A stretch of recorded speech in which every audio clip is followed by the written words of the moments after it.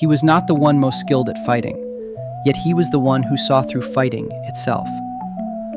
Among all myths and legends, if we were to find the most extraordinary existence, it should not be the one with the greatest combat power, nor the one most adept at battle. It would be the one who had already seen through the very nature of battle itself. We are familiar with Sun Wukong's rebellious defiance. We know Ne Zha's refusal to submit to fate, and we have witnessed Erlang Shen's calmness and strength. But above them, there is another kind of existence, one from a completely different dimension. He was not a god, not an immortal, not a demon. In the beginning, he was only an ordinary human being, a man who started as a human, yet walked all the way to a place beyond everything. He was Shakyamuni, the Buddha. 1. A prophecy at birth. A child marked by destiny. More than 2,500 years ago, in the kingdom of Kapilavastu, at the foot of the Himalayas in ancient India, a child was born.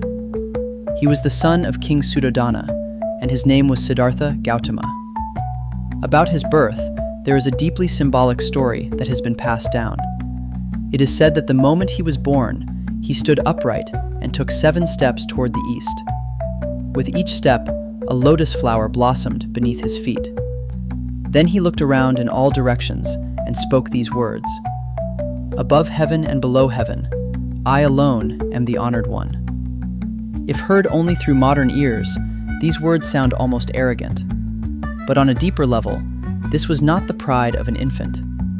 It was an already awakened consciousness, briefly and truly revealing itself in the first moment of its descent into the human world. Even more important, not long after his birth, a sage named Asita was invited into the palace. This elder was a profound cultivator who could perceive the 3 times. He held the prince, examined him carefully, and suddenly burst into tears.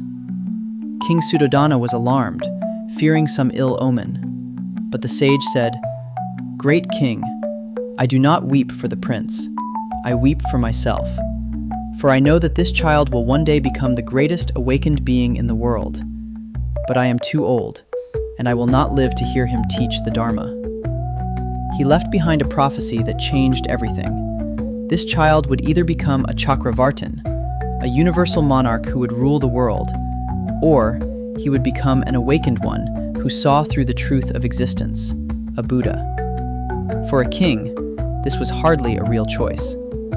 Suddhodana naturally wanted his son to inherit the throne and become a powerful ruler. So, he resolved to do everything in his power to keep Siddhartha firmly on the first path. 2.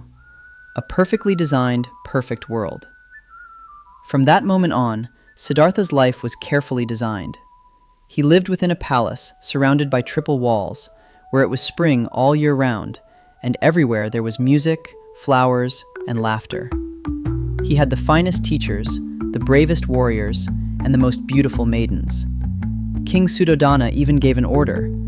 Anything related to old age, sickness, death, or suffering was absolutely forbidden from appearing before the prince. In other words, the world Siddhartha saw was filtered. He did not know that people grew old, that bodies became ill, or even that death existed. He lived inside a reality that had been carefully packaged for him, one that was almost perfect, yet profoundly unreal. At the age of 16, he married his beautiful cousin, Yasodhara. The two shared a deep bond, and before long they had a son, whom they named Rahula. In worldly eyes, Siddhartha had everything: power, wealth, love, family, youth, and health. And yet destiny had no intention of allowing him to remain that way forever. 3. The 4 excursions, the moment he awakened from the dream. Although Siddhartha was protected within the palace, his heart was not numb. Gradually, he began to feel an indescribable dissatisfaction.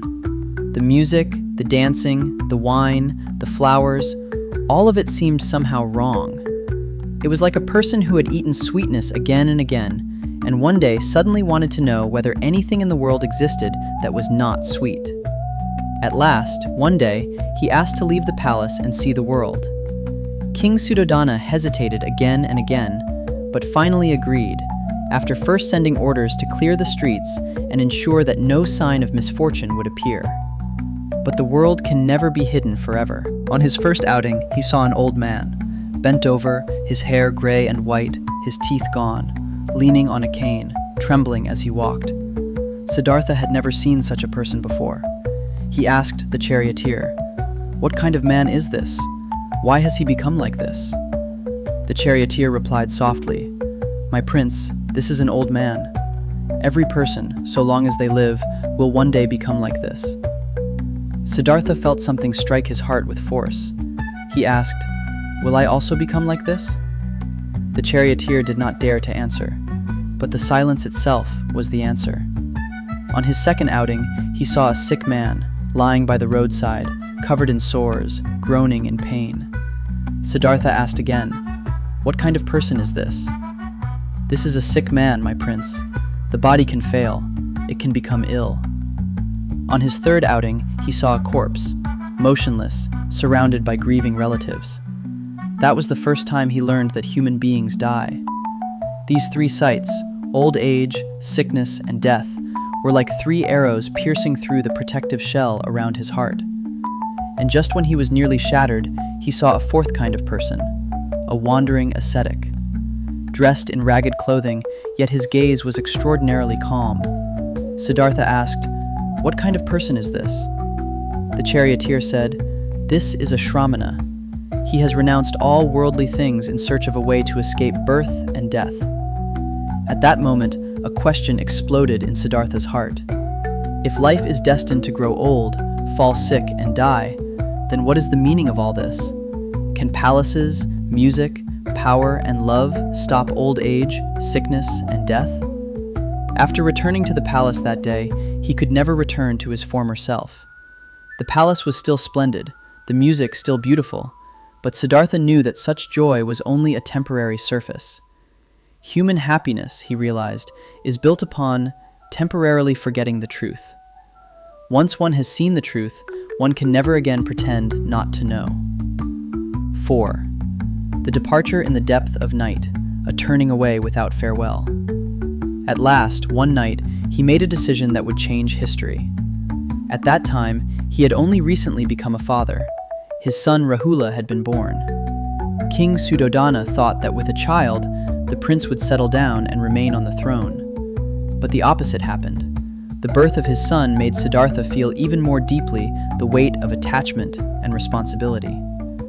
That night, he entered the room and saw his wife Yasodhara asleep, holding their son in her arms. Moonlight passed through the lattice window and fell across her face. Siddhartha stood at the doorway and watched for a long time. He knew that if he woke her, he would not be able to leave. He said no farewell and left behind no explanation. He turned away, stepped quietly out of the room, summoned his charioteer Channa, mounted his beloved horse Kanthaka, and left the palace in the darkness of night. That night, the moon was bright. He turned and looked once at the outline of the royal city, then rode away. He gave up the throne, wealth, family, status. He gave up everything the world strives desperately to possess. Not to escape, but to search for an answer. Where does suffering come from, and how can one be liberated from it? 5. 6 years of asceticism, walking to the edge of death. After leaving the palace, Siddhartha shaved off his hair and beard, put on coarse robes, and stepped onto the path of spiritual seeking. He first sought out the two most famous teachers of his time and mastered the deepest states of meditative absorption. He was able to enter the sphere of nothingness, even the sphere of neither perception nor non-perception, states of extraordinary subtlety and stillness. But he discovered that however deep the meditation, once he emerged from it, the fear of old age, sickness, and death remained. Meditation could only temporarily suppress afflictions. It did not uproot them. So he left those teachers and chose another path, the path of extreme asceticism. At that time in India, many believed that the body was the prison of the soul. If one tortured the body to its limit, the soul could be set free. Siddhartha decided to test this path for himself. He entered the ascetic grove by the Niranjana River and practiced together with 5 ascetics. He gradually reduced his food, from 1 meal a day to 1 meal every 2 days, then 1 meal every 7 days. He held his breath until his head throbbed with pain. He lay upon thorns, sat beneath the blazing sun, and meditated through freezing nights. In this way, 6 years passed. He became so emaciated that he was nothing but skin and bones. His ribs jutted out like the beams of a house, his spine like a string of beads, his belly clinging to his back. He could no longer even touch his abdomen, because when he reached for it, he felt only his spine. One day, he went to the river to wash the dust from his body. But the moment he entered the water, his body, weakened to the extreme, collapsed, and he nearly drowned. It was a village girl by the riverside, Sujata, who saved him with a bowl of milk rice. When he regained consciousness, an immensely important thought arose in his mind. No matter how much pain I endure, I have not come any closer to the answer. He realized that suffering itself does not bring truth. To torment the body does not awaken the mind. Asceticism was a dead end. So he made another decision, one even more important than leaving the palace. He abandoned extremity. 6. Beneath the Bodhi tree. The awakening of that night. He accepted the bowl of milk rice and, under the astonished eyes of those around him, calmly drank it. The 5 ascetics thought he had given up, that he had abandoned the path, and in disappointment they left him. Siddhartha offered no explanation. Alone, he walked to the far bank of the Niranjana River and came to a great pipal tree with spreading branches, what later generations would call the Bodhi tree. He laid down a bundle of grass, sat cross-legged facing the east, and said to himself, "Even if my blood and flesh dry up, leaving only skin, sinews, and bones, I will not rise from this seat until I attain complete awakening." That night was later called the Night of Awakening. In deep meditation, he passed through 3 great visions. First, he saw his countless past lives. Life after life, birth, aging, death, and birth again, like a river with no end. This was not his first time as a prince, nor his first time in spiritual practice. He had rolled through samsara countless times. Second, he saw all beings, in the heavens, on the earth, in the waters, all spinning within the immense wheel of birth and death. Every human being, every animal, every form of existence was being driven by an invisible force. Birth, aging, sickness, death, separation from what one loves, meeting what one hates, not obtaining what one seeks, and the blazing burden of the 5 aggregates. Third, he saw the root of this force. What was it that kept the wheel turning? At that moment, he understood. He saw a clear chain. Because there is ignorance, not seeing the truth, there arise formations, blind impulses of will. Because of formations, there arises consciousness, awareness carrying latent tendencies. Because of consciousness, there arises name and form, the body-mind phenomenon. Because of name and form, there arise the 6 sense bases: eye, ear, nose, tongue, body, and mind. Because of the 6 sense bases, there is contact with the world. Because of contact, there is feeling. Because of feeling, there is craving, attraction, and aversion. Because of craving, there is clinging, grasping, and attachment. Because of clinging, there is becoming, the stream of existence. Because of becoming, there is birth, yet another life arising. And because there is birth, there must inevitably be aging, death, sorrow, grief, suffering, and anguish. This is dependent origination. He understood that human beings suffer not because of the world itself, but because of attachment, because of desire, because of refusal to let go. Human beings grasp at everything and want it to remain unchanged forever. But the world is by its nature in constant change, and so suffering arises. And the path to liberation is not outside. It is not found in prayer to gods, not in asceticism, not in ritual. It is found by tracing this chain backward. If ignorance ceases, then formations cease. If formations cease, then consciousness ceases, and so on, until aging, death, sorrow, grief, suffering, and anguish all cease. When he understood this completely, he was no longer pulled by emotion, no longer driven by desire, no longer bound by fear. At that moment, he was no longer the one searching for the answer. He became the answer itself. He became the Buddha, the awakened one. 7. He was not a god, but an awakened human being.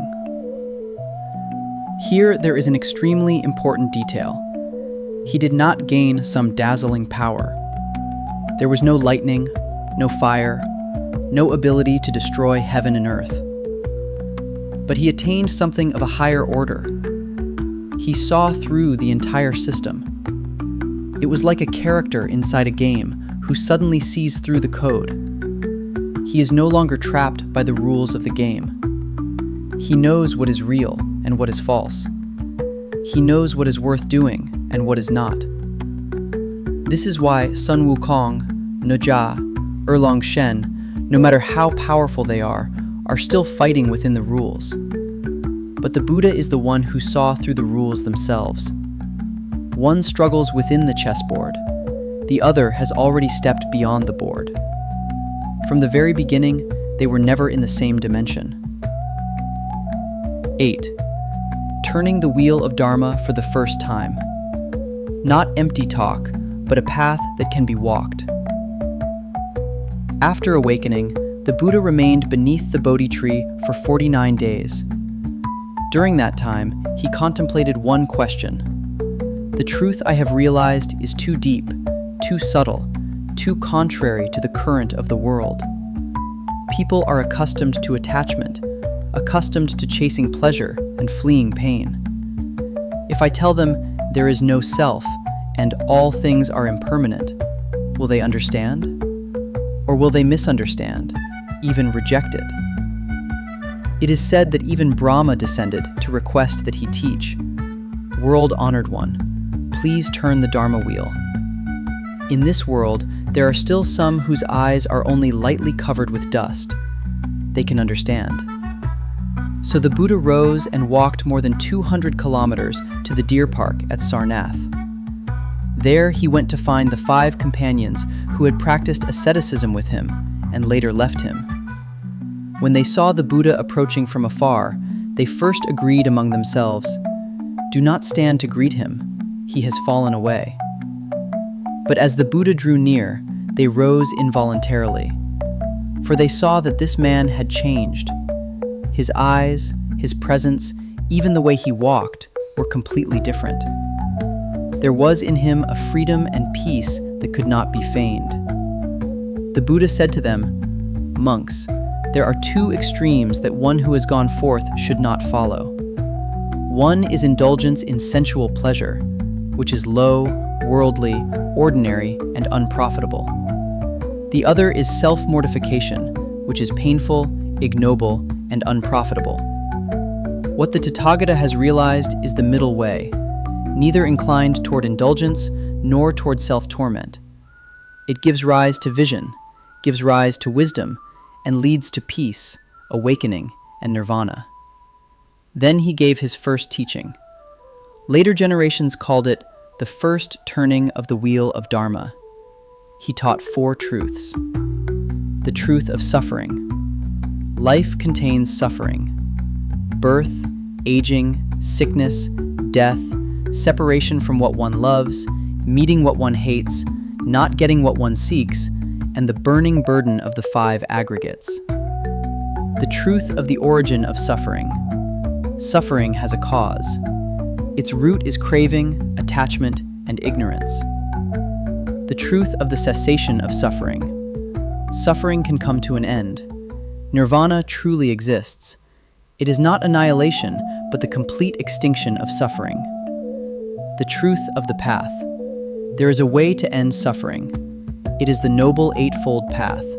Right view, right intention, right speech, right action, right livelihood, right effort, right mindfulness, and right concentration.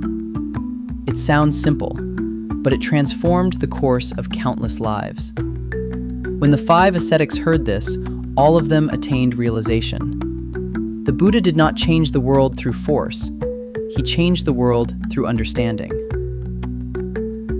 9. 45 years, not preaching, but lighting lamps.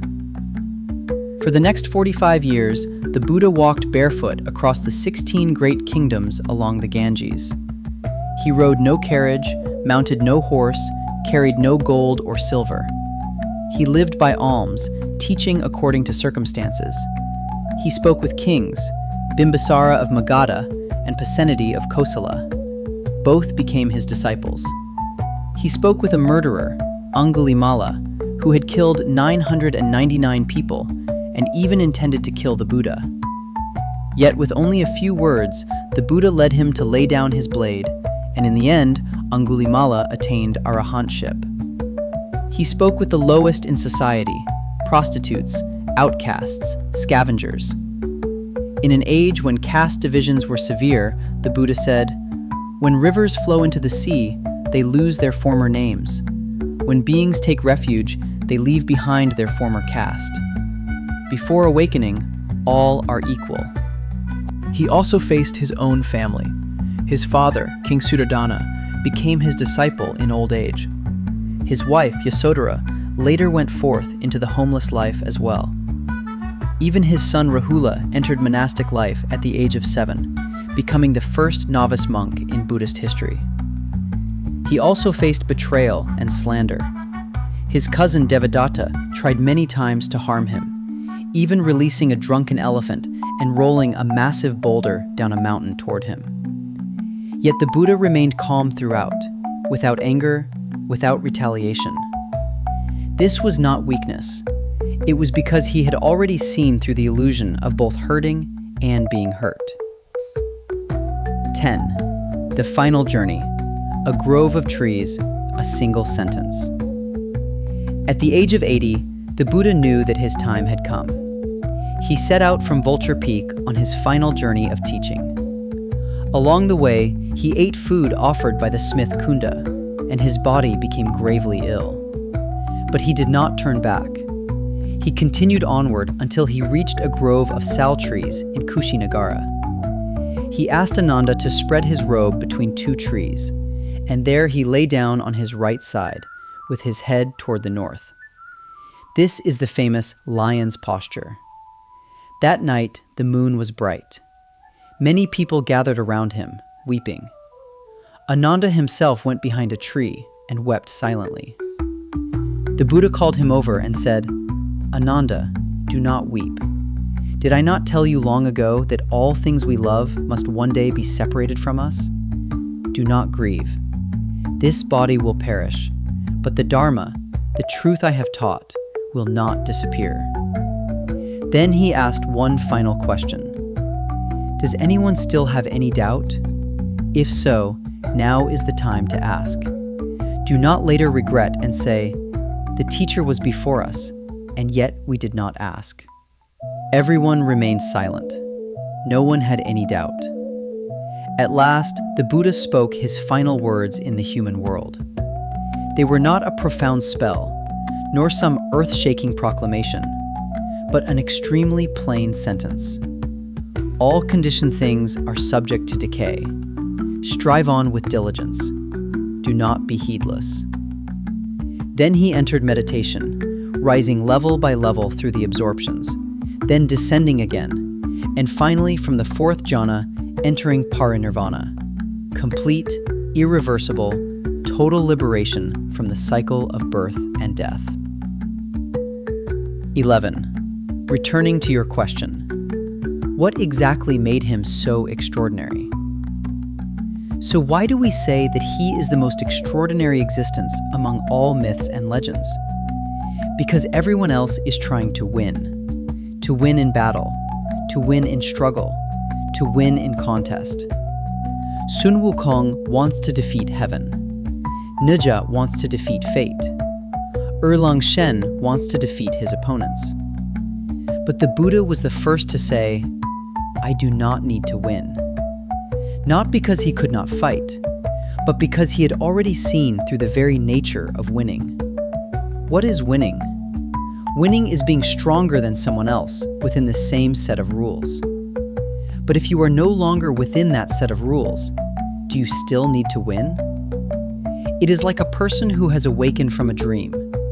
Once awake, he no longer cares whether he won or lost against someone inside the dream, because he knows it was a dream.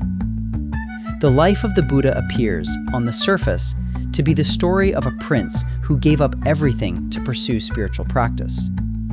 But from another angle, it is more like the story of a consciousness moving from ignorance to total awakening. He did not conquer the world, yet he explained the world. He did not defeat any enemy, yet he transcended all conflict. The ultimate power was never about winning. It was about seeing through why one needed to win at all.